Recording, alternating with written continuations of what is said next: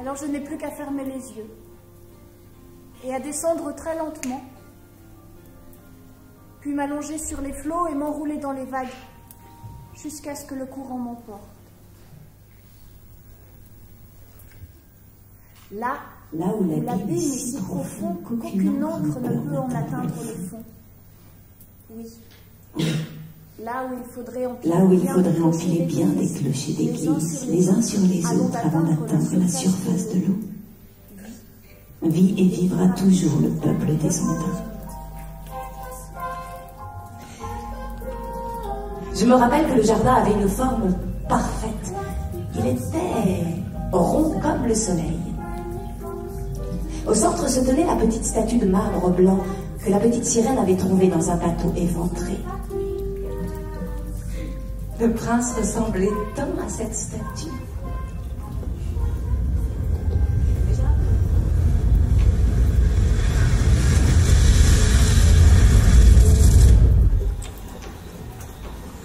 Hommes sur le pont allument des centaines et des centaines de lanternes colosses de feu flottent dans le ciel bleu.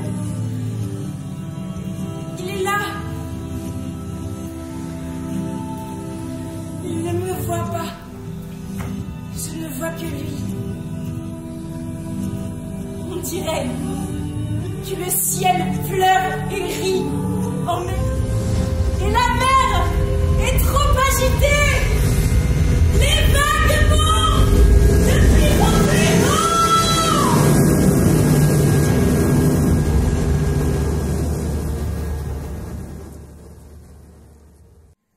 C'était une enfant qui brûlait de savoir tant de choses. Et puis, je me souviens de ce fameux jour où tout bascula. Où sa grand-mère lui révéla cette quête.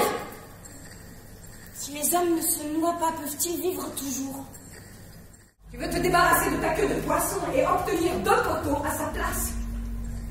Tu veux marcher, être une jeune fille pour obliger le prince à tomber amoureux de toi. Ça, ta jolie petite langue, que je la coupe.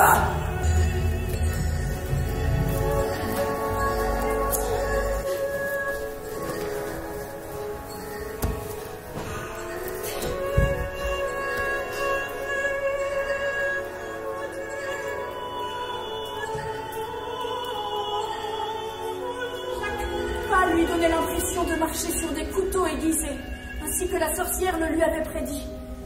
Mais elle endurait ce tourment avec joie. Sa main dans celle du prince, elle montait aussi légère qu'une bulle.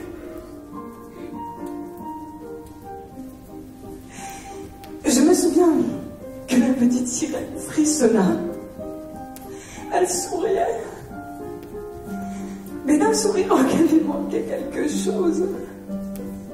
Elle rêva toujours d'un bonheur mortel et d'une âme immortelle.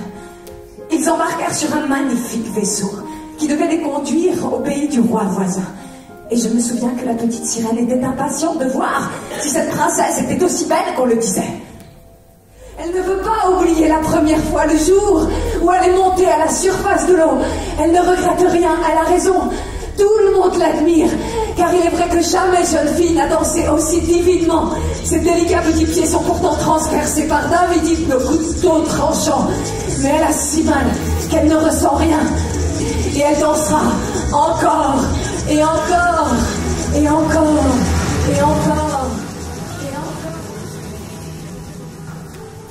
Loin de toi mourir avant l'aurore. Vois cette traînée rouge dans le ciel. Dans quelques minutes, le soleil se lèvera et tu mourras.